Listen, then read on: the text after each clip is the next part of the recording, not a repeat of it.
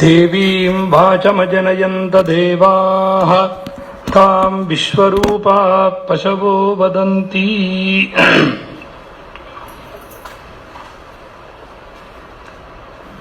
जयत्युत्तरकाशीति सौम्यकाशीति च श्रुतम् क्षेत्रं गोत्रकुलोत्तंसं हिमवन्मध्यसंस्थितं पञ्चक्रोशविशङ्कटं वरुणया चास्या च संवेष्टितं भूभृद्भूषणवारणावतनितं बालं वियद्भ्राजते गंगा यत्र च गायतीव मधुरं सामूर्मितुङ्गं स्वनैः तप्यन्ते च तपो वितृष्णमतयः यत्रोल्बनं साधवः अत्रास्ते विश्वनाथः शक्त्यादिसहितः प्रभुः अत्र श्रीविमलेश्वरोद्रिशिखरे सिद्धप्रदो योगिना कालिन्दी मणिकर्णिकेश्वरयुतो गंगापि राराजते ढुण्डीशोऽथ गजाननोद्रितनया युक्तो महेशस्वराट् शक्तिर्धातुमयी यस्य पुरतः चोपासकाभीष्टदा दुर्गान्नपूर्णमुनिजामदग्न्यः श्रीभैरवश्चाप्यवधूतदत्तः गोपेश्वरः साधु नियोबितश्च कोटेश्वरो अनेकविभूतियुक्तः केदारेशो ब्रह्मलिङ्गसिद्धः यो भरतो जडः रुद्रेश्वरञ्च रामेशो ज्ञानवापीश्वरस्तथा पूर्वे लक्षेश्वरो देवो याम्ये कालेश्वरः शिवः पश्चिमे वरुणेशश्च सौम्ये च शिखरेश्वरः एतेषां दर्शनात् पुण्यं सौम्यकाश्यां हि सर्वदा। अस्मिन् क्षेत्रे राराजमानान् देवान् नमस्कृत्य श्वप्रभृति यावत् षष्ठाहानि रमणमहर्षि सद्दर्शन श्रवणयज्ञार्थम् अयम् अत्र औत्सुक्येन समागताः। सदस्यत्र आगतेभ्यः भिक्षुवर्येभ्यः हितिश्रेष्ठेभ्यः साक्षात् परमेश्वरस्वरूपेभ्यः प्रणामपूर्वकं स्वागतं निवेदये। आवेदकालादागत अविच्छिन्न ऋषिपरम्परा सञ्जातानां अरुणाचलहृदन्तस्थ आत्मविद्या प्रकाशकानां कोऽहं विचार विधूत अहङ्कृति मूलाविद्यानां अहंकार मूलान्वेषण साधित निरहं पद प्रकाशकाना नित्य शुद्ध बुद्ध मुक्त स्वभावाना आत्मबोध आवरणोत्पाट चतुराणा अविच्छिन्न अहं स्फूर्ति रूप सहज समाधि संजात निरावरण दृष्टीना अत्याश्चर्य आत्मनिष्ठा रूप तपसा जाज्वल्यमानाना शरीरस्थत्वेपि अनवरत अशरीरात्मबोधनिष्ठा प्रकाशक मुक्तपुरुषाणा मौनेनैव संबोधित ब्रह्मात्मैक्य निर्विकल्प प्रज्ञाना साक्षात् श्री दक्षिणामूर्ति रूपाणा महर्षि श्री रमण भगवत्पादाना परंपरा संजाताना मुमुक्षुमृग्याना श्री रमण चरण तीर्थानां चरणकमलयोः प्रणामपूर्वकं तेभ्यः स्वागतं विनिवेदये। नरोधयति मां योगः न सांख्यं धर्म एव च न स्वाध्यायस्तपस्त्यागः नेष्टापूर्तं न दक्षिणा व्रतानि यज्ञच्छन्दांसि तीर्थानि नियमायमाः यथावरुन्धे सत्सङ्गः सर्वसङ्गापहो हिमा इति भगवद्वचनानुसारम् अत्र सत्सङ्गार्थं समागतेभ्यः जिज्ञासुभ्यः शुश्रूषुभ्यः भगवद्भक्तेभ्यश्च स्वागतं साभिनन्दं विनिवेदये। ओम ज्योतिष्मतीन् त्वा साधयामि ज्योतिष्कृतं त्वा साधयामि ज्योतिर्विदं त्वा साधयामि भास्वतीन् त्वा साधयामि ज्वलन्तीन् त्वा साधयामि मल्मला भवन्तीन् त्वा साधयामि दीप्यमानान् त्वा साधयामि रोचमाना त्वा साधयामि जस्रां त्वा साधयामि बृहज्ज्योतिषं त्वा साधयामि बोधयन्तीन् त्वा साधयामि जाग्रतीं त्वा साधयामि उद्दीप्य स्वजातवेदोपघ्नन्निरृतिं मम पशोगश्च मह्यमावह जीवनं च दिशो दश मानो हि गुंसीज्जातवेदो गामश्वं पुरुषं जगते अबिभ्रदग्न आगहि श्रिया मा परिपातय।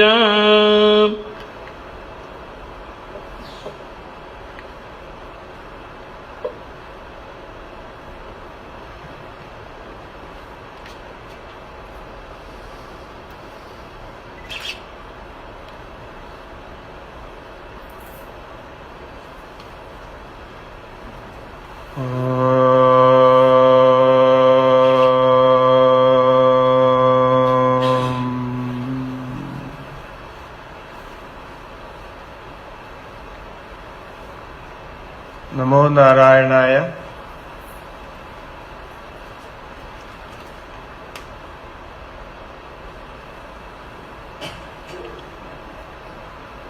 ഈ ഉത്തരകാശി ക്ഷേത്രം അതിൻ്റെ സൃഷ്ടിയുടെ ആദ്യകാലം മുതൽക്ക് തന്നെ പുരാണ പ്രസിദ്ധമാണ്, പവിത്രമാണ്.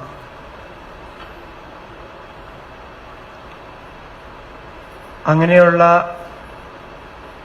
ക്ഷേത്രത്തില്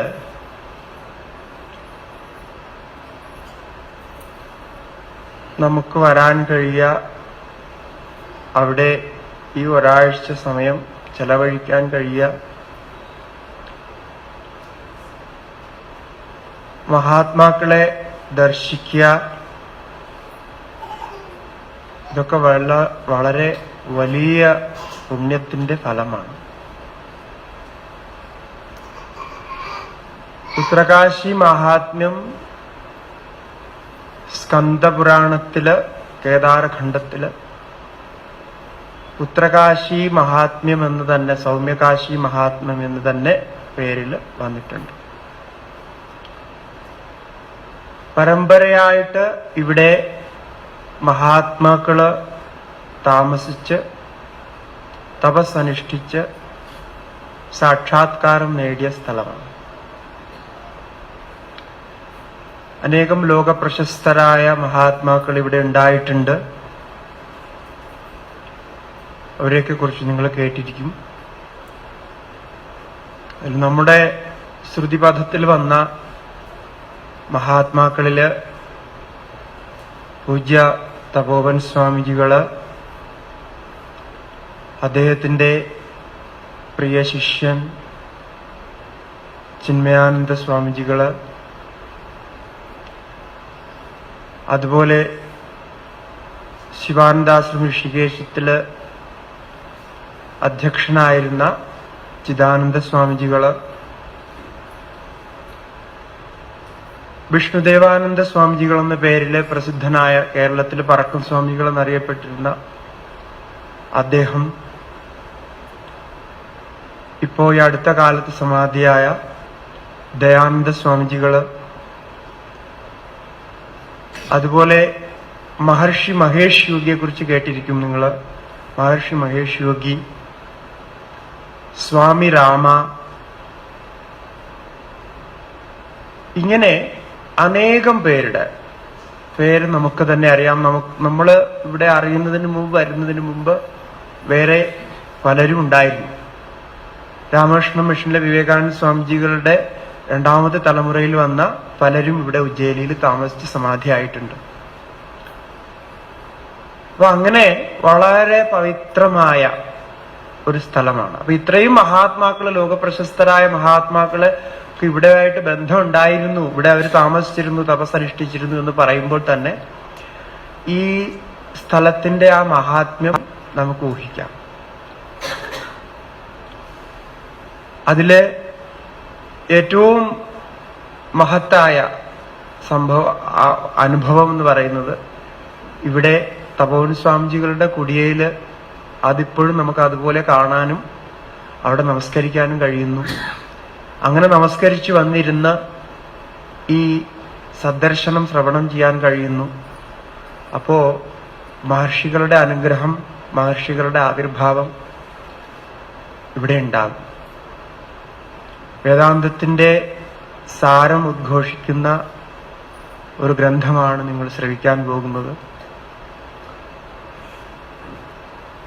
നമ്മള് വേദാന്തത്തിൽ പറയുമ്പോൾ വ്യക്തികള് മാധ്യമങ്ങൾ മാത്രമാണ്, പറയുന്നവരും കേൾക്കുന്നവരും മാധ്യമങ്ങളാണ്.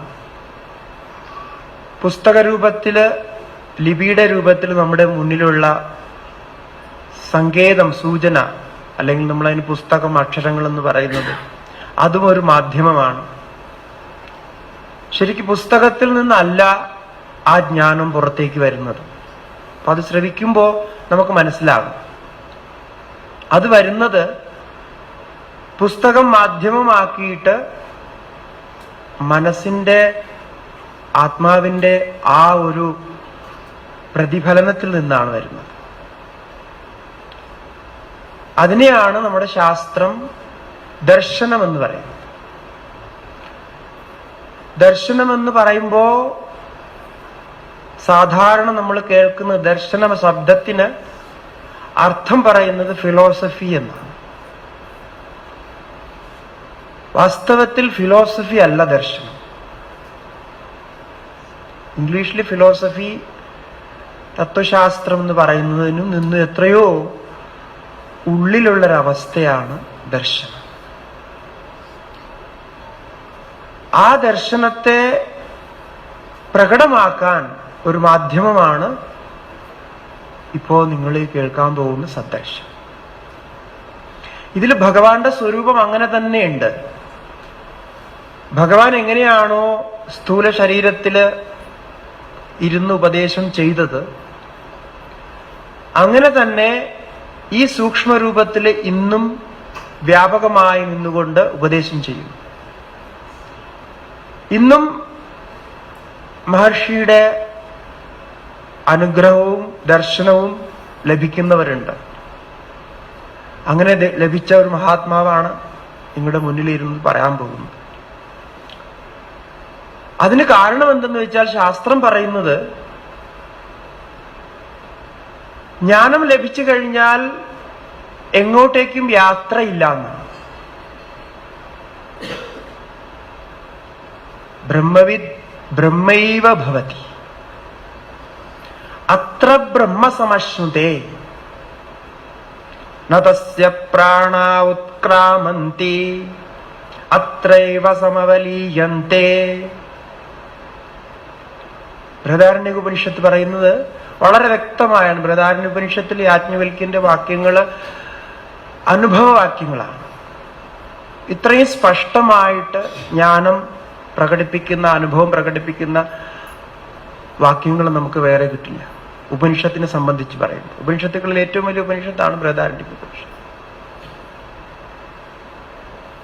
ഋഷിവാക്യങ്ങൾ, മഹർഷിവാക്യങ്ങളിൽ എന്താണോ നമ്മൾ കേൾക്കുന്നത് അതാണ് ഇവിടെ ഈ സദ്ദർശനം പോലുള്ള ഗ്രന്ഥത്തിലൂടെ രമണ മഹർഷി വളരെ സരളമായിട്ട് പറഞ്ഞു തന്നു. ന തസ്യ പ്രാണ ഉത്ക്രാമന്തി. ശരീരത്തിൽ നിന്ന് പ്രാണൻ പുറത്തു പോകുമ്പോൾ പ്രാണനൊരു സഞ്ചാരമുണ്ട്.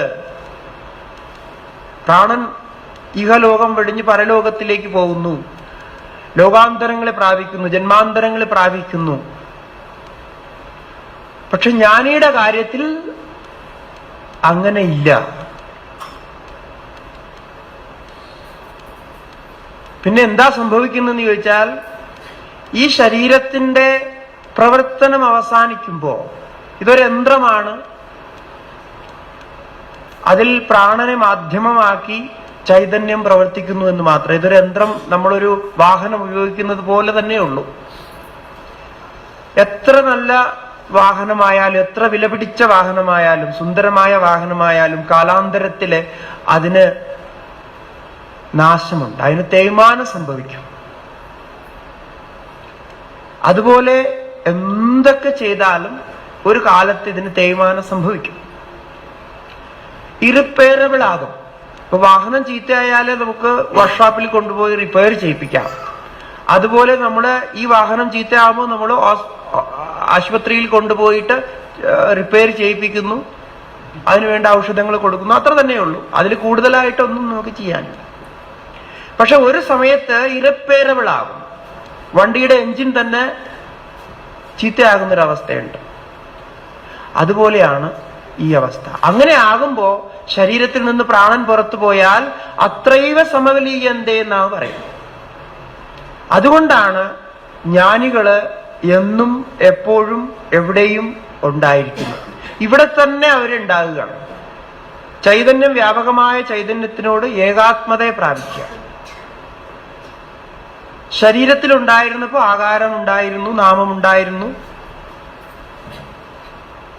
പിന്നീട് അതില്ലാണ്ട് എന്ന് പറഞ്ഞാൽ ആ തത്വം, ആ രൂപം, ആ ഭാവം അത് ഒന്നായി നമ്മുടെ എല്ലാവരുടെയും ഉള്ളില് അതുപോലെ പുറത്ത് കാണുന്ന ചരാചരങ്ങളില് അങ്ങനെ തന്നെ വ്യാപ്തമായി നിൽക്കുന്നു. എത്ര അത്ഭുതമാണെന്നോ. അതുകൊണ്ടാണ് അതിലേക്ക് മനസ്സിനെ നമ്മൾ നയിക്കുമ്പോ, അവിടെ മനസ്സ് പോയി ലയിക്കുമ്പോ നമുക്ക് അങ്ങനെ തന്നെ ദർശനം കിട്ടുന്നു. ഏത് ഭാവത്തിൽ നമ്മൾ ചിന്തിക്കുന്നു ആ ഭാവത്തിൽ ദർശനം കിട്ടും.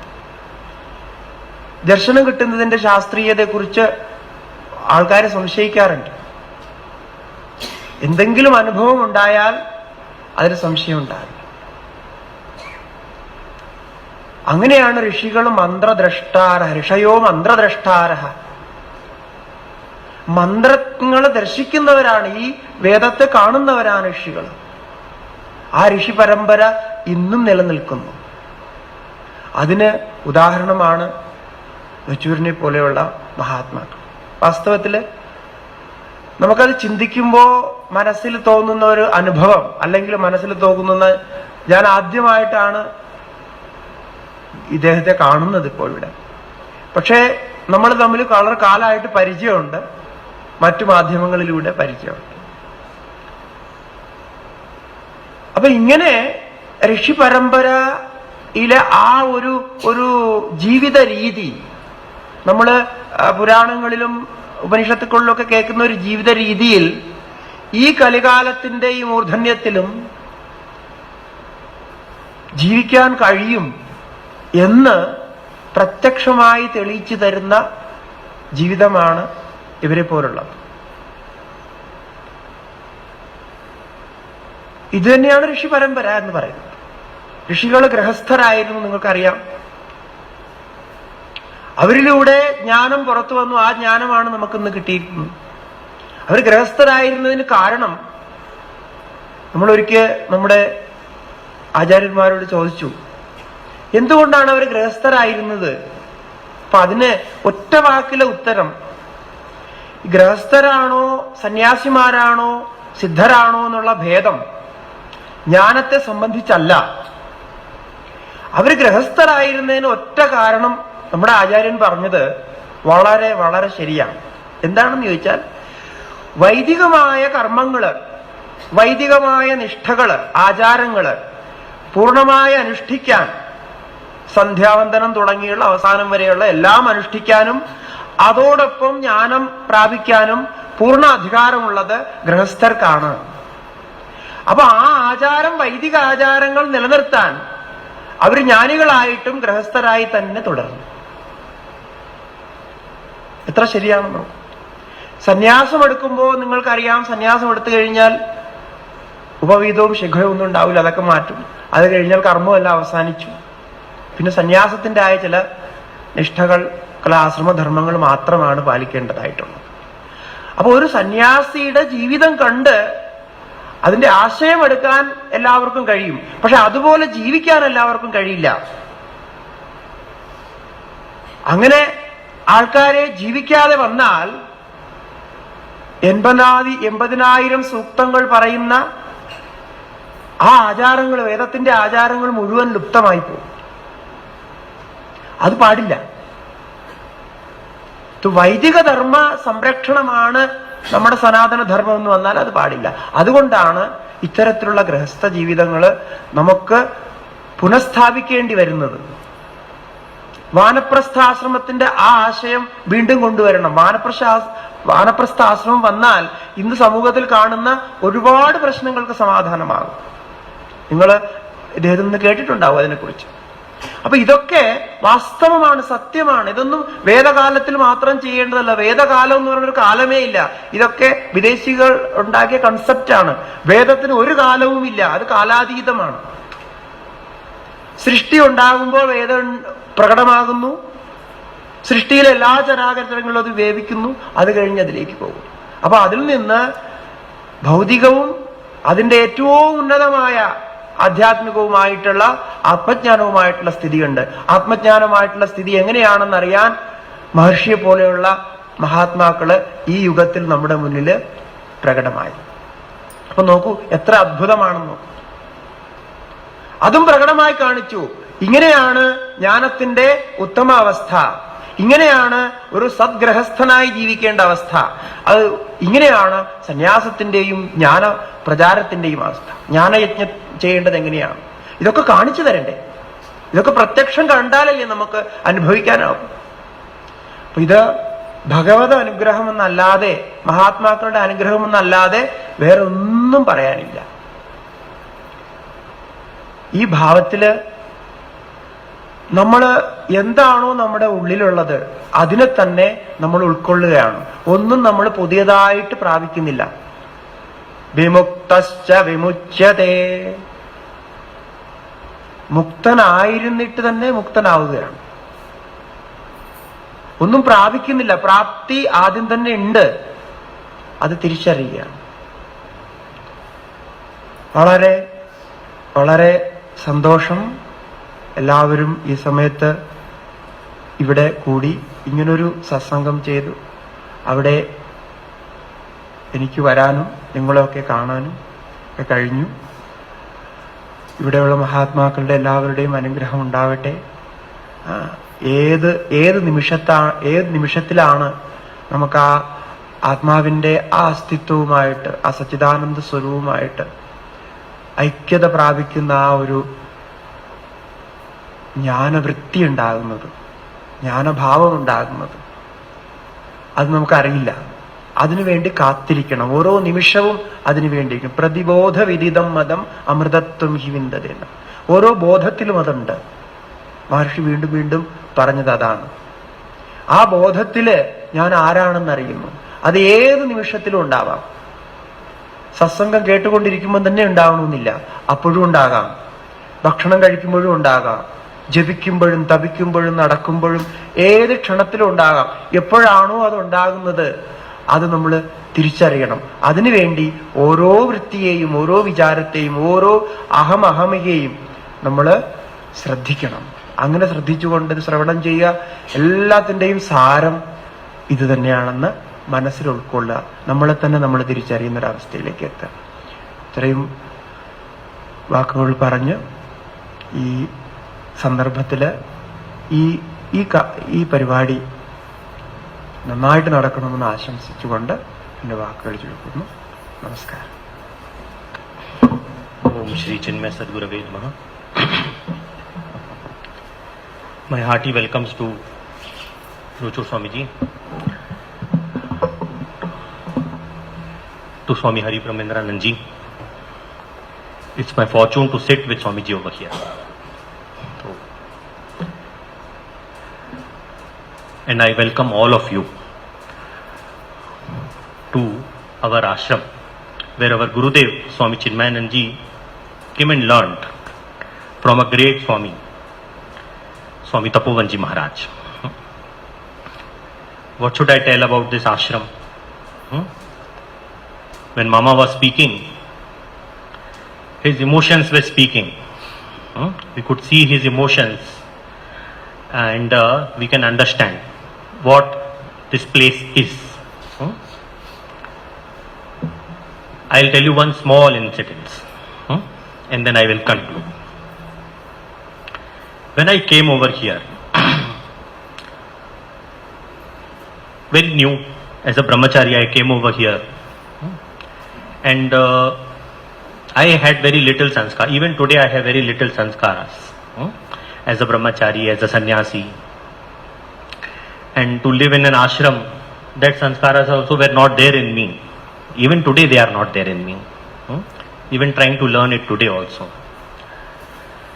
So when I came, there is a one small boundary wall over here in this ashram, which I took for reconstruction. With the permission of Swami Tapovan Ji, our Guruji, I took that thing for reconstruction. So when I started demolishing the place, that wall and everything, and we started throwing whatever sand was coming out, and the stones which were coming out of that thing.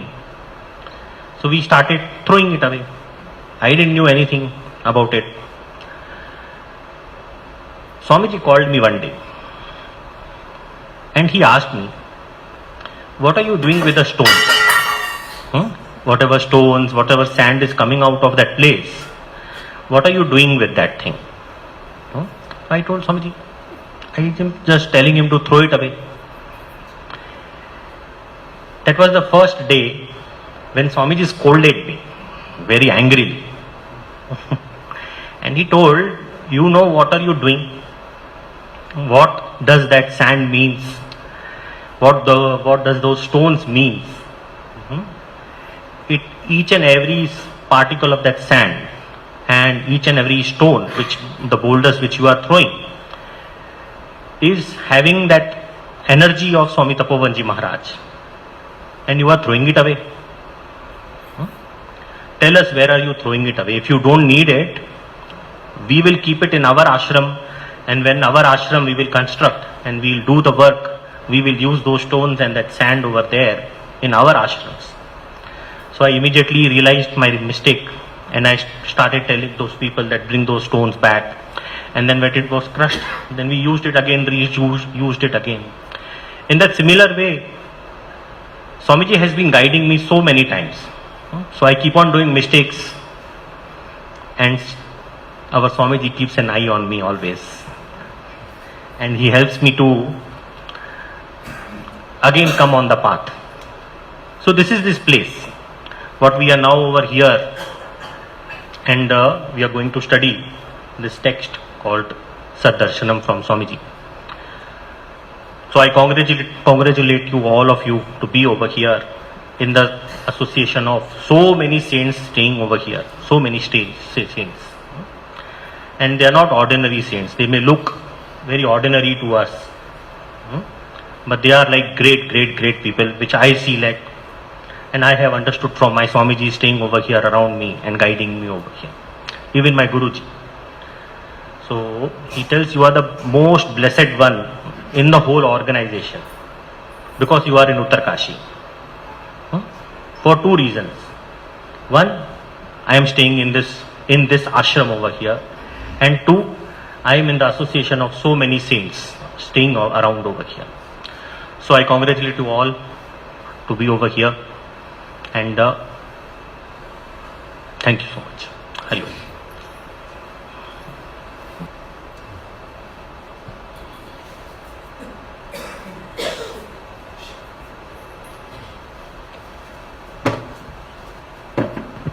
नमः परमर्षिभ्यः। हरि ओम। अंतरायतिविरूपशान्तये शान्तपावनमचिन्त्य वैभवम् तन्नरं वपुषि कुञ्जरं मुखे मन्महे किमपि तुन्दिलं महः। सदाशिवसमारम्भां शङ्कराचार्यमध्यमाम् अस्मदाचार्यपर्यन्तां वन्दे गुरुपरम्पराम्। अन्तर्यश्च बहिर्विधूततिमिरं ज्योतिर्मयं शाश्वतम् स्थानं प्राप्य विराजते विनमतामज्ञानमुन्मोदयन्। पश्यन् विश्वमपीतमुल्लसति यो विश्वस्य पारे परः। तस्मै श्रीरमणाय लोकगुरवे शोकस्य हन्त्रे नमः। योऽन्तः प्रविश्य मम वाचमिमां प्रसुप्तां सञ्जीवयति अखिलशक्तिधरस्वधाम्ना। अन्यांश्च हस्तचरणश्रवणत्वगादीन् प्राणान्नमो भगवते पुरुषाय।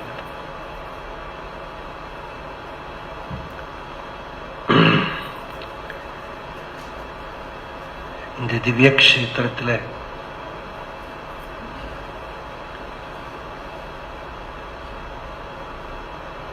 ஹிமாலயத்துல கங்கா தீரமே ரொம்ப பவித்திரம். அதுல இந்த உத்தர காஷி க்ஷேத்திரம், இந்த இடத்துக்கும் காஷின்னு தான் பேரு. இங்கே மணிகர்ணிகா இருக்கு. காஷியில அசீவருணையோர் மத்தியே பஞ்சக்ரோஷம் மகத்தரம்.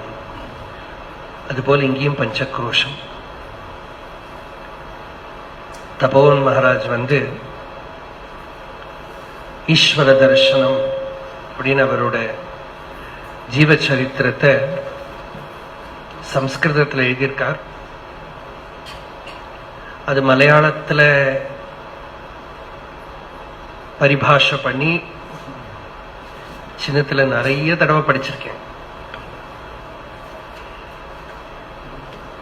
அதுல இந்த உத்தரகாசியை சொல்ற போது, காசியும் உத்தரகாசி ரெண்டு காசியா இருந்தாலும் இங்கேருந்து முடிஞ்சு அப்புறம் காசி போறோம் நாம அக்டோபர்ல. இந்த க்ஷேத்திரத்துல அங்க வந்து ஒரே பட்டணமா இருக்கு, ஜனநிபிடமா இருக்கு. இங்க வந்து தபோமயமான ஒரு அந்தரிக்ஷம், தபஸ்விகள் யதிகளோட சங்கத்தினால பவித்திரமா இருக்கிற பூமி. இப்போவாவது கொஞ்சோண்டு இங்க வீடுகள்லாம் தெரியறது. தபோவன் மகாராஜ் அன்னைக்கு சொல்ற போது, ரிஷிகேஷ் ஒரு டவுனா எடுத்து உத்தரகாஷி இன்னைக்கும் யதிகளுக்கு மட்டும் தபோ பூமியா இருக்கு அப்படின்னு சொல்லியிருக்கார். ஆனா எல்லா காலத்துல கொஞ்சம் கூட்டம் எல்லாம் வரும், இருந்தாலும் அந்த க்ஷேத்திரத்தோட சுபாவம் மாறவே மாறாது. நாம இன்னைக்கு இந்த உத்தரகாஷி க்ஷேத்திரத்துல சுவாமி தபோவன் மகாராஜ் எங்க இருந்து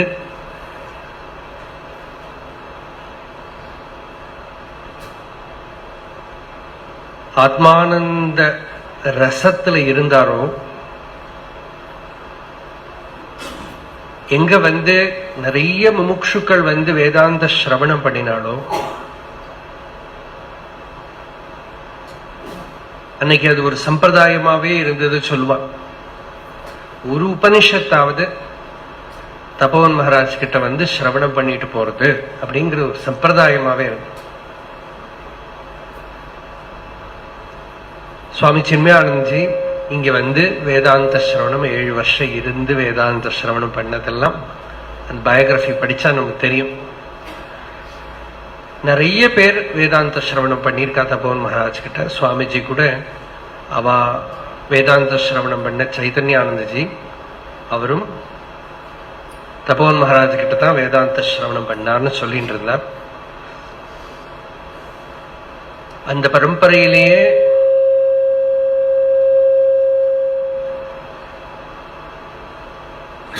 உள்ள மகாபுருஷர்கள் நமக்கு இன்னைக்கும் கண்ணுல பாக்குற மாதிரி இருக்கா.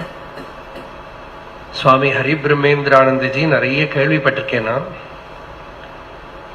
நம்ம ஆசிரமத்துல கேவிஎஸ் தெரியாதவா யாருமே கிடையாது. கேவி சுப்பிரமணியம் அந்த மகாத்மா பலமுறை சொல்லியிருக்கார்.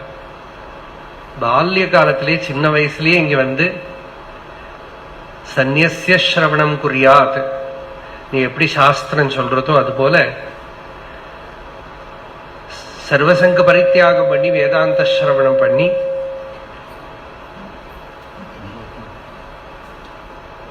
அந்த யதி தர்மத்திலிருந்து விலகாம நிறைய பேருக்கு வேதாந்த சிரவணத்துக்கு இருக்கிற சந்தர்ப்பம் கொடுத்துட்டு சுவாமிஜி இன்னைக்கு நமக்கு இருக்காரு. இங்க 25 வருஷமா அவ இங்க இருக்கா. நிறைய இடத்துல அவ வந்து யதிகள் இல்லாமவே இருந்து பாஷ்ய பாராயணம் பண்றது ஒரு சம்பிரதாயமே வச்சுட்டு இருக்கா. அது நான் நிறைய கேட்டிருக்கேன் முன்னால. நானும் பார்த்தது கிடையாது சுவாமிஜி, இன்னைக்கு தான் நான் பார்க்கிறேன்.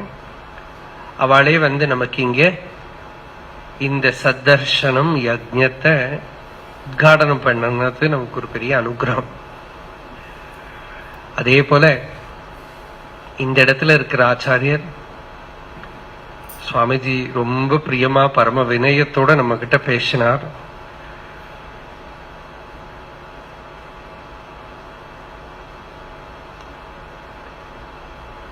அவர்கிட்ட சொன்னேன், நான் 2002ல நான் இங்க வந்திருக்கேன். அதுக்கப்புறம் இப்பதான் வரேன் உத்தரகாஷிக்கு. அன்னைக்கு வரும்போது தபோவன் மகாராஜோட ஈஸ்வர தரிசனம், ஹிமகிரி விஹாரம். ஹிமகிரி விஹாரம் அவர் மலையாளத்திலேயே தான் எழுதியிருக்கார். ஈஸ்வர தரிசனம் சம்ஸ்கிருதத்தில் எழுதி மிருடானந்த சுவாமி மலையாளத்துக்கு அதை பரிபாஷை பண்ணார். ஹிமகிரி விஹாரம் மலையாளம்னா ரொம்ப சம்ஸ்கிருதமான மலையாளம், ஔபனிஷதமான ஒரு பாஷை. அதனால அந்த ஹிமகிரி விஹாரம் இதெல்லாம் படிச்சு அந்த பாவத்தோடு தான் அன்னைக்கு உத்தரகாஷி வந்தது. தபோவன் மகாராஜோட ஜீவ சரித்திரத்துல 2 தடவை அவர் ஹிமாலயத்துக்கு வர. முதல் தடவை திரும்ப ஊருக்கு போற, அப்புறம் திரும்ப வர. அதுல சொல்றார், முதல் தடவை வரபோது நான் ஒரு சாதகனா வந்தேன். எல்லாரையும் பார்த்து யதிகள்லாம் எப்படி இருக்கா, வைராக்கியத்தை எல்லாம் பார்க்கணும் இல்லையா? பார்க்காட்டா நம்பிக்கையே வராது. 2 விஷயம். ஒண்ணு வைதிக தர்மம். இப்ப சுவாமிஜி சொன்னாரே பிராமண தர்மம்ங்கிறது, அதுவும் யாராவது அப்படி வாழ்ந்து காட்டலையான நமக்கு நம்பிக்கையே வராது, ஸ்ரத்தையே வராது. என்னதான் புஸ்தகத்துல படிச்சாலும் அதுவும் இன்னைக்கு இருக்கிற மாதிரி வெஸ்டர்னர்ஸ் எல்லாத்தையும் கரப்ட் பண்ணி வச்சுட்டான். அந்த இன்டர்பிரிட்டேஷன் வெஸ்டர்னர்ஸ் மட்டும் இல்ல, அவ ஒரு சீட் போட்டா அப்புறம் மீதியெல்லாம் நம்மளே பண்ணிட்டோம். அப்புறம் அந்த பிராமண தர்மமும் நமக்கு புரியாது, யதி தர்மமும் நமக்கு புரியாது. யதி தர்மமும் யாராவது இருந்து காட்டினா தான் புரியும், இல்லாட்டா என்னதான் சொன்னாலும் நமக்கு புரியாது, என்னதான் புஸ்தகத்தை படிச்சாலும் புரியாது. அந்த சர்வசங்க பரித்தியாகம், இந்த தியாகம் எல்லாருக்கும் புரியும். தியாகத்தை பார்த்தா எல்லாருக்கும் புரியும். எதுவும் வேண்டாம் அப்படின்னு இருக்கிறது யாருக்கு தான் புரியாது இல்லையா? எல்லாருக்கும் புரியும். ஞானம் எல்லாருக்கும் புரிஞ்சுக்க முடியாது இல்லையா? ஞானிகள் ஜனகரா கூட இருக்கலாம், ராஜாவா கூட இருக்கலாம், ஆனா புரிஞ்சுக்க முடியாது. ஆனா குரு ஸ்ரோத்ரியனாவும் பிரம்மனிஷ்டனாவும் தியாகியாவும் எல்லாமா இருந்தாரானால் ஒரு வேதாந்த சிரவணம் பண்ற முமுக்ஷுக்கு ரொம்ப அனுகூலம். எனக்கு என்னென்ன லட்சணம் வேணுமோ எல்லாம் குரு கிட்டே இருக்கும். அந்த குரு கிட்ட சிரவணம் பண்ற போது அந்த பரம்பரையில என்ன இருக்கோ எல்லாமே நம்ம கிட்ட அப்படியே வந்துடும். எந்த பரம்பரையில சிரவணம் பண்றோமோ அந்த பரம்பரையில என்னென்ன இருக்கோ சென்டர்ல ஞானம் இருக்கு. சுத்தீவிர ஆர்பிட்ல அவ என்னென்ன தபஸ் பண்ணிருக்காளோ எல்லாம் சுத்தின்டே இருக்கும். உபாசனை என்ன பண்ணிருக்காளோ அது இருக்கும், சாஸ்திர விசாரம் என்ன பண்ணிருக்காளோ அது இருக்கும், என்னென்ன பிரகிருதி இருந்திருக்கோ எல்லாம் இருக்கும். அதனால ஒரு பரம்பரையில வர போறது, அதாவது இப்ப வேதத்திலேயே மந்திரம் வரும், ரிஷிகள் தபஸ் பண்ணினா, சில பேர் உபாசனை எடுத்துன்னு போனா, சில பேர் யஜ்ஞ ஸ்ரௌத காரியங்களுக்கு என்ன வேணுமோ அதை எடுத்துன்னு போனா, ரொம்ப கொஞ்சம் பேர் அந்த சூக்ஷ்மமான ரசத்தை எடுத்தா, எது ஏதோ அவளுக்கு வேண்டதெல்லாம் கிடைக்கும். அப்போ அந்த ஸ்ரௌத மார்க்கம் இருக்கணும்.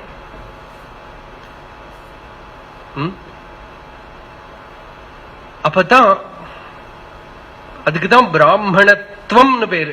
பகவத்பாதாள் அதுக்கு பிராமணத்துவம் அப்படின்னார். பிராமணத்துவம்னா நம்ம ஸ்பிரிச்சுவல்ங்கிறோமே அதுதான் அது. பிராமணத்துவஸ்ய ரக்ஷணே ரக்ஷிதோ ஸ்யாது வைதிகோ தர்ம. அந்த வைதிக தர்மம் அடிப்படை. அதுக்கு மேல கர்மானுஷ்டானம் இல்லையா? அது யாருக்கு சொல்லி இருக்கோ அவ பண்ணணும், அப்படி இருக்கணும் எல்லாரும்.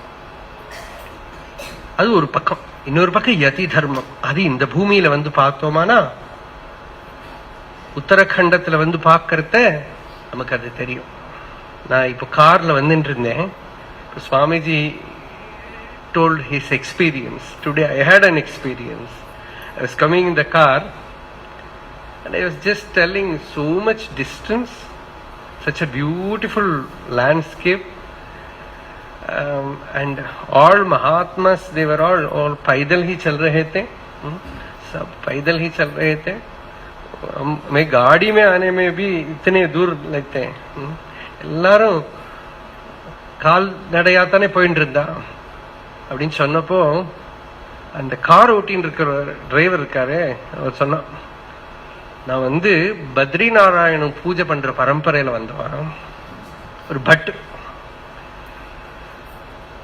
ஒரு நிவர்த்தி இல்லாம கார் ஓட்டின்னு இருக்கேன். இங்க இருக்கிற நிறைய மகான்களை பார்த்திருக்கேன்.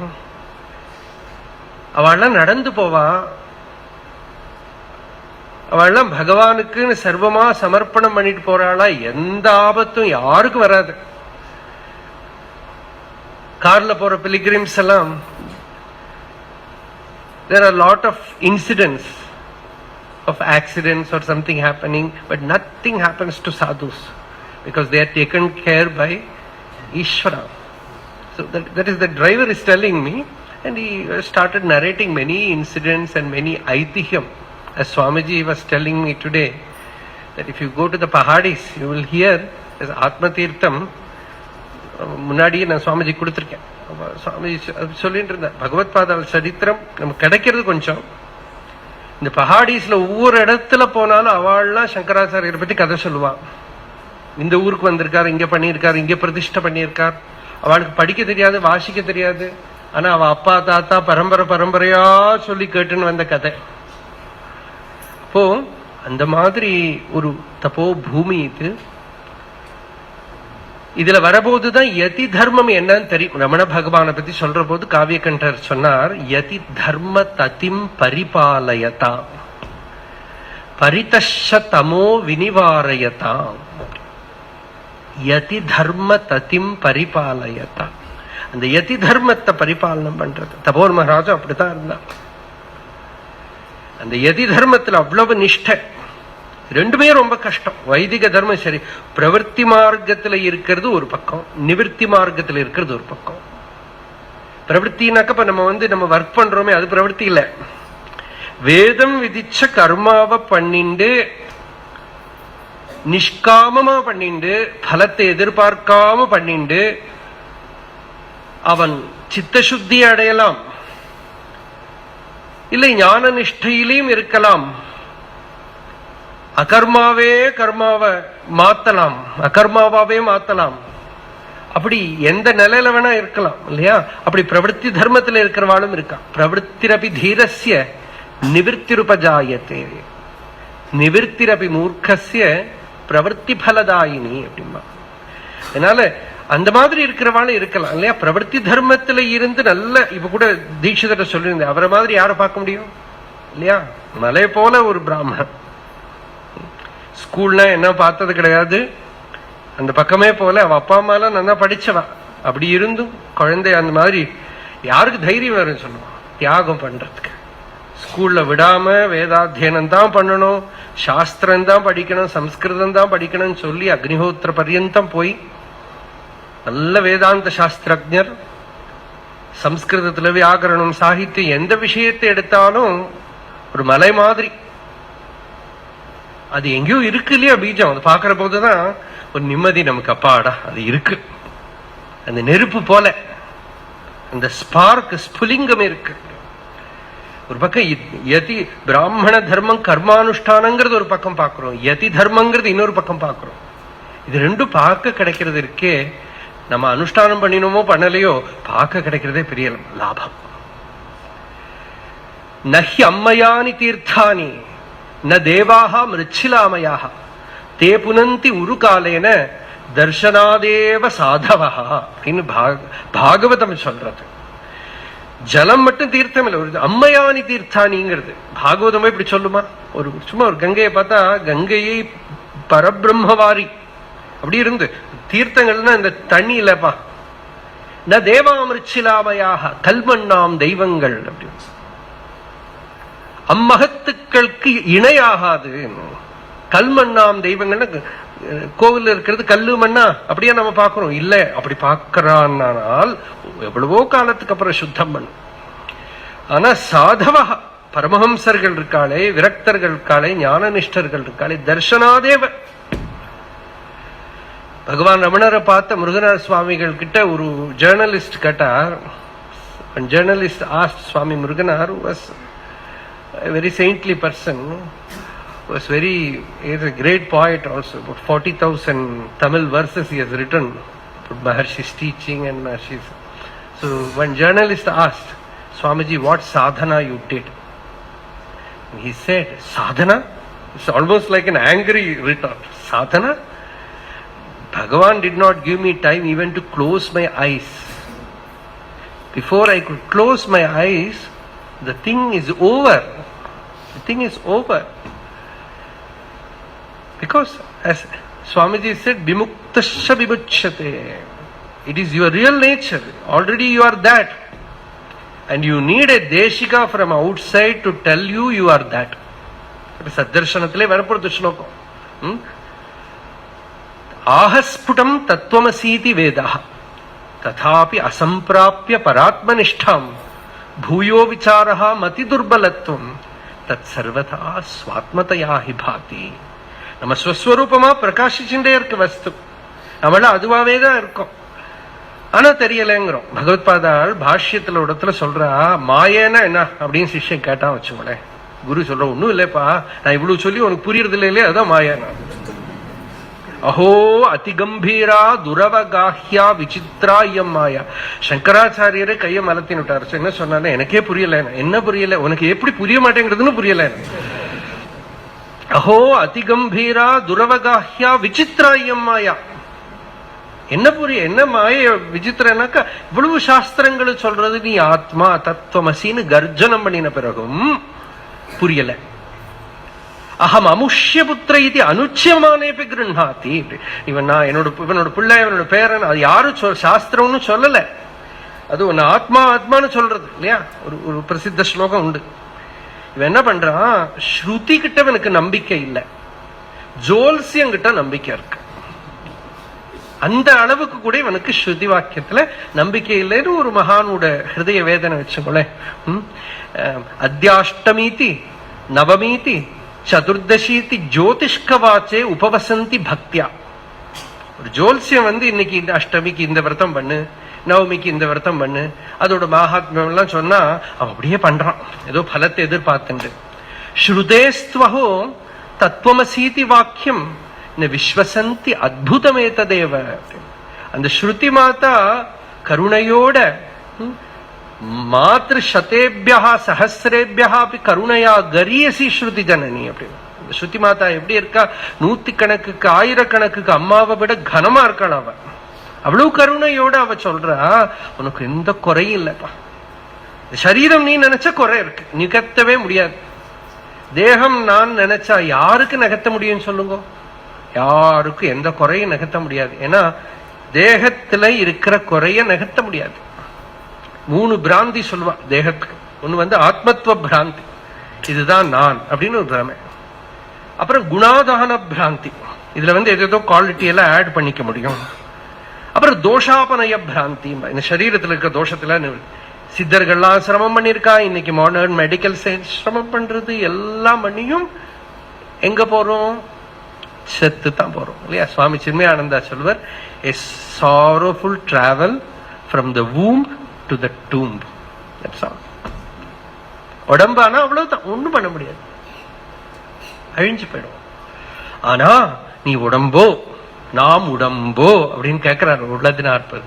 இதோட தமிழ் வெர்ஷன்ல சத்தர்ஷனத்தோட ரொம்ப அழகு இல்ல. நாம் உடம்போ, உடம்பானால் அழிஞ்சிடுவோம், ஆனால் நாம் உடம்போ. நாம இந்த சரீரம் தானா? சரீரம் என்னோட ஸ்வரூபமா? தேகம் நானா இருந்தால் மிருத்யு தான். ஆனா தேகம் பகவானுக்கே அந்த மரண அனுபவம்ங்கிறது அதுதானே. சரீரம் செத்து போயிட போறது, சரீரத்தை ஸ்மசானத்துல போய் எரிச்சுட போறான், எல்லாம் போறது. ஆனா நான் இந்த சரீரத்தோட எரிஞ்சு போயிடுறேனா?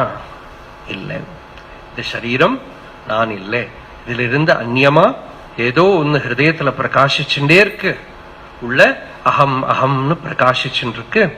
அந்த பிரகாசிச்சுட்டு இருக்கிறது அது என்ன அப்படின்னு உள்ள ஆழ்ந்து பார்க்க, அதுதான் நிதித்தியாசனம்.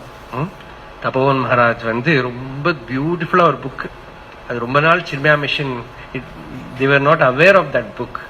Vidyananda Tirthapada Swami and Swami Tapovan Maharaj were in Malayalam. It's a very beautiful book. Oraicha Tapovana Swami Sannidhiyil.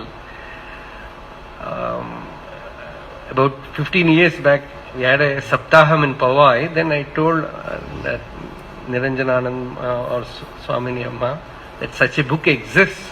So they were it's not available in English. Now they have put it in English, that Musings, the master, that book. So that, and the புஸ்தகத்துல தபோவன் மகாராஜ் சொல்ற ஸ்ரவண என்ன மனன என்ன அவ்வளவு அழகு.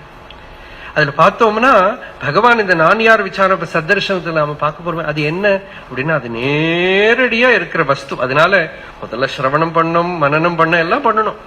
ஆனா யாருக்கு அந்த தீட்சை கிடைச்சிருக்கோ அவளுக்கு நேரடியா அதுதான். சில பேருக்கு அது கிடைச்சு விடுறது, அது அவளோட பூர்வ கர்ம பரிபாகத்தினால கிடைக்கிறதுன்னு சொல்லலாம், வேற வழி கிடையாது இல்லையா? பகவானுக்கே அப்படித்தானே வந்தது. பகவானுக்கே மரண அனுபவம் மட்டும் இல்லை, திருவண்ணாமலை வந்ததும் அருணாச்சலத்தை அப்படி பார்க்கிறார். பார்த்ததுமே கண்டவன் எவனென கருத்தினுள் நாட கண்டவன் இன்றிட நின்றது கண்டேன். அந்த அருணாச்சலத்தை பார்த்ததும் உபனிஷத் நேதம் யதிதம் உபாசத்தே அப்படின்னு ஸ்ருதி சொல்றது. ஒருத்தருக்கு ஒரு உபாசனா மூர்த்தி, அவன் உபாசனை பண்றான், மனசு அதுல ஏகாகிரமாறுது, அந்த உபாசனா மூர்த்தி முன்னால பிரகாசிக்கிறார். அந்த லெவல் வரை போனதுக்கு அப்புறம் அந்த தேசிகன் சொல்றான், நீ உபாசனை பண்றியே இது பிரம்மம் இல்லப்பா, எது இதுக்கு பின்னால இருந்து உபாசனை பண்றதோ, எது அந்த கிருஷ்ணனையோ சிவனையோ ராமனையோ ஏதோ மூர்த்திய பாக்குறதோ அது யாரு பாக்குறா? இப்படி கேட்கணும் குரு இல்லையா? இங்கே பகவான் விஷயத்துல அருணாச்சலேஸ்வரர் அந்த சம்பிரதாயத்தை தான் கேட்கிறார். அண்ணாமலையை பார்த்ததும் பகவானே எழுதியிருக்கார், கண்டவன் எவன், யார் பார்த்தா? கண்டவன் எவன் என கருத்தின் உள் நாட கண்டவன் இன்றிட நின்றது கண்டேன். நான் பார்த்தேன்னு சொல்றதுக்கு ஒரு அகங்காரம் வரல, நான் பார்க்கலைன்னு சொல்ல முடியாது. அப்ப எப்படி இருந்தது? தட்சிணாமூர்த்தி எப்படி இருந்தாரோ அப்படி, அவ்வளவுதான். விண்டிடாது உன்னிலை விளக்கிட, ஒரு வார்த்தை கூட பேசாம, இந்த விண்டறதுன்னு தமிழ், நாங்களாம் மலையாளத்துல மின்றதும் போ, அதுல இருந்தா வந்தது அது. வின்றது, விண்டிடாது, விண்டிடாது உன்னிலை விளக்கிட, ஒரு வார்த்தை பேசாம. அவசனேனைவ பிரம்ம புரோவாச்ச, ஒரு வார்த்தை சூத்திர பாஷ்யத்துல வரும், பகவத்பாதால பதத்தை உபயோகப்படுத்துறாங்க. அவச்சனேனைவ பிரம்ம புரோவாச்ச, ஒரு வார்த்தை பேசாம சத்தியத்தை பிரகாசப்படுத்துறது. அந்த மௌனத்துல, மௌனம்ங்கிறது பேசாம இருக்கிறது மௌனம் இல்ல, ஆத்ம ஞானத்தோட பரிபூர்ண பலம் தான் மௌனம். ஞானத்தினால எல்லா அனாத்ம பிரத்யங்களும் நிவிர்த்தமாயி இருக்கக்கூடிய சாந்தி ஸ்வானுபூதி தான் மௌனம். அதுதான் ரமண பகவான் கிட்ட பிரகாசிச்சுட்டு இருந்தது.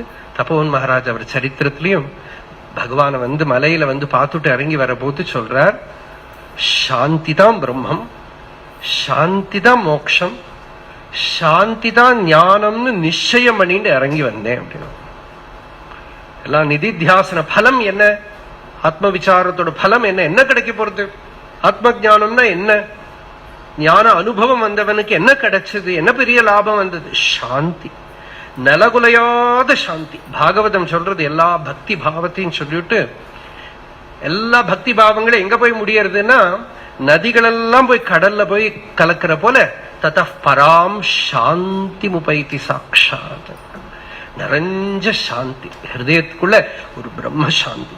அப்ப சாந்திங்கிறது வெளியில இருந்து வரல, அது நம்ம ஸ்வரூபம், ஆத்மஸ்வரூபம் தான் சாந்தி. ஆனா அது பிரதிபந்தப்படுறது எப்படி? சித்தம் வெளியில வெளியில வெளியில போறது, எதையோ அடையணும்னு பாக்குறது, யாரோ ஆகணும்னு பாக்குறது, ஏதோ தெரிஞ்சுக்கணும்னு பாக்குறது, எதையோ விடணும்னு பாக்குறது, எதையோ புதுசா எடுத்துக்கணும்னு பாக்குறது, எவ்வளவு பிரதிபந்தம் இல்லையா? சிகிர்ஷா ஏதோ பண்ணணும், ஜிக்ஞாசா ஏதோ தெரிஞ்சுக்கணும், ஜிகாசா என்கிட்ட இருந்து ஏதோ விடணும், பிரேப்சா நான் ஏதோ அடையணும், ஏதோ ஆகணும், யாரோ ஆகணும் இல்லையா? அத்தியாத்மத்துக்கு வந்தாலும் நிறைய இருக்கு இந்த பிரமைகள்லாம், ஏதோ ஆகணும், ஏதோ ஆயிடணும், இப்படி எல்லாம் இருக்கு. இதெல்லாம் போய் எடுத்து சித்தம் எங்க உட்கார்றது? தன்னிலேயே உட்கார்றது, தன் ஸ்வரூபத்திலேயே உட்கார்றது. It abides in the source, in itself. ஸ்வரூபே அவஸ்தானம். அந்த அவஸ்தானத்தை தான் மகர்ஷிய பார்த்தவாழ என்ன பார்த்தா, அந்த அவஸ்தானம் எப்படி இருக்கும் பார்த்தா, அவ்வளவுதான். இந்த உபனிஷத் தபோவன் மகாராஜ் நல்ல பாலக்காடு மலையாளத்துல சொல்லியிருக்காரு. பாலக்காடு மலையாளம் தான் சொல்லுவேன். அதுக்கு என்ன சொல்லியிருக்காருன்னா, உபனிஷத் அங்காடியில வாங்கி படிச்சாலும் அர்த்தம் മനസ്സിലാവും. കുറച്ച് ഭാഷ അറിയെങ്കിൽ അങ്ങാടിங்கிறது பொதுவா பாலக்காடுல உபயோகப்படுத்துற வார்த்தை அது. அது என்ன கன்னடால அங்காடியும்பா இல்லையா? கன்னடா தெரியும், தமிழ்லையும் சொல்றாங்க, அது கன்னடாலையும் உண்டு அங்காடிங்கிற பிரயோகம். அந்த அங்காடியில வாங்கி படிச்சாலும் அர்த்தம் മനസ്സിലാവും. ஒரு கடையில உபனிஷத் வாங்கி படிச்சு எல்லாம் லாங்குவேஜ் தெரியுமானா புரிஞ்சிடும். யூனிவர்சிட்டில எல்லாம் சொல்லி கொடுக்கறா இல்லையா? ஆனா ஒரு ஸ்ரோத்ரிய பிரம்மனிஷ்டனை பார்க்கிற போது அதெல்லாம் அப்படியே இருக்கு. அங்க முருகனார் சுவாமி ஒரு பாட்டு எழுதினார். நவராத்திரி போது மகர்ஷி உட்கார்ந்துட்டு இருக்கார். பக்கத்துல வேத புஸ்தகங்கள்லாம் வச்சு புஷ்பம் எல்லாம் போட்டு அர்ச்சனை பண்ணி வச்சிருக்கான். Swamiji, I will tell in English. Navaratri time, Maharshi was sitting and all the Veda books are all kept there and they have put all flowers there. So Muruganar was a very, very emotional person, very great devotee. So he came there and looked at Maharshi and looked at those books and the flower that they have put there. That's Saraswati Puja. He became very emotional and wrote a poem in which he said how it looks. You take the sugar cane and crush it and take the juice and solidify that juice, and with that you make an idol, a murti, and this Mukta Purusha looks like that, and put that what will chaff, that chaff yeah, the chakkai eduthathu rasa eduthathu, that is put there. Books look like that because the essence is there. That Brahmavit, one who knows that, is radiating that, is emanating that, his very presence speaks it. You need not open the mouth. So opening the mouth or giving the teaching is only to confirm what you get from the presence, from that Sannidhi. As Paul Brenton said, Maharshi, it is not that the sage did not speak, he spoke, but his eloquence, his silence was more eloquent than his speech. மௌனம்ங்கிறது அவ்வளோ பிரபலம் இல்லையா? மௌனம்னா வாயமூடின்னு இருக்கிற மௌனம் இல்லை, பேசினாலும் ஞானிக்கு மௌனம் தான். ஞானி பேசினத்தினால மௌனத்துக்கு பங்கம் வராது. ஆச்சாரியால் சுவாமிஜி இப்ப சொன்னார், பிருதான பாஷ்யத்தில் இடத்துல வரும், மௌனம்ங்கிறதுக்கு வியாக்கியானம் பண்றார். மௌனம்னா என்ன? ஸ்ரவண மனன நிதித்தியாசனங்கள்லாம் பண்ணி சர்வ அனாத்ம பிரத்ய திரஸ்கரண பலம். எத்தும் கொஞ்சம் கூட சரீரம் மனசு எந்த உபாதி தோஷமும் அவனோட சுவானுபவத்தை களங்கப்படுத்தல. அப்படி இருக்கிற சுத்த சித்து இருக்கே, அந்த சித்தோட அனுபவம், அதோட பிரகாசம், அதுக்குதான் மௌனம்னு பேரு. அந்த மௌனம் மட்டும் நமக்கு ஒரு சீடியில கிடைக்காது, புஸ்தகத்துல கிடைக்காது, கிடைக்கும். இப்ப சுவாமிஜி சொன்ன மாதிரி அது ஒரு வைபவம், கருணைனால அதுல கொஞ்சம் இருக்கு. ஆனால் அதெல்லாமும் இன்ஸ்பயர் பண்ணி நாம ஒரு மகாபுருஷ சம்பர்க்கத்துல வரபோது அது என்ன நமக்கு சொல்ல தெரியாது, ஆனா அனுபவத்துல இருக்கும்.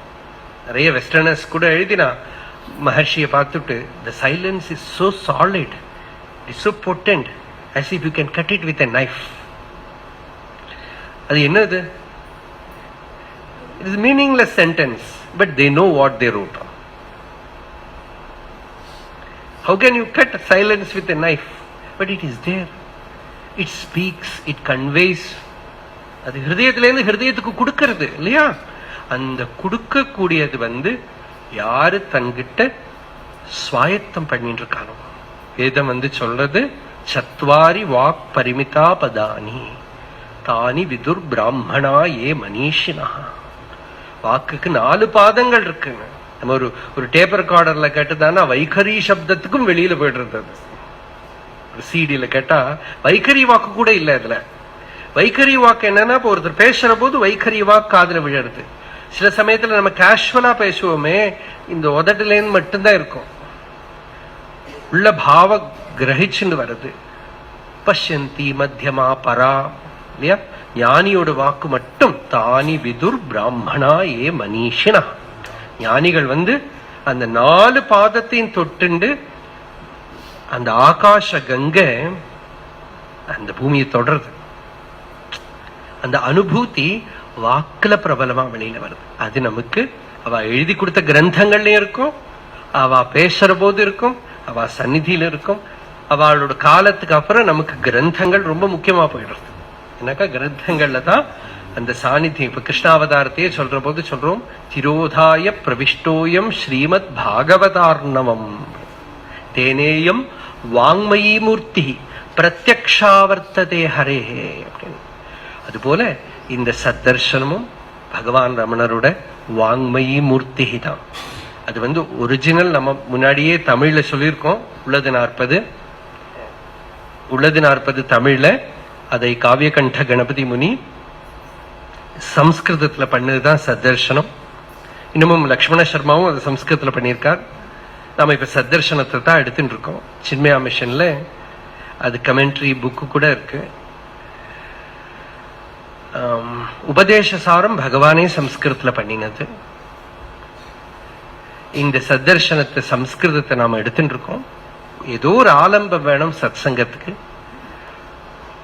இந்த சந்நிதியில இருந்து இந்த வரக்கூடிய ஒரு வாரம் அனுபவிக்கிறதுக்கும் இங்க இருக்கிற மகான்களோட சத் சங்கம் கிடைக்கிறதுக்கெல்லாம் பகவான் நமக்கு அந்த பகவதி கங்கா தேவி, கங்கா பரமேஸ்வரி நம்மளை அனுகிரகம் பண்ணட்டும் பிரார்த்தனை பண்ணிட்டு நிறுத்துகிறேன். சுவாமிஜிக்கும் 2 சுவாமிஜிக்கும் நமஸ்காரம்.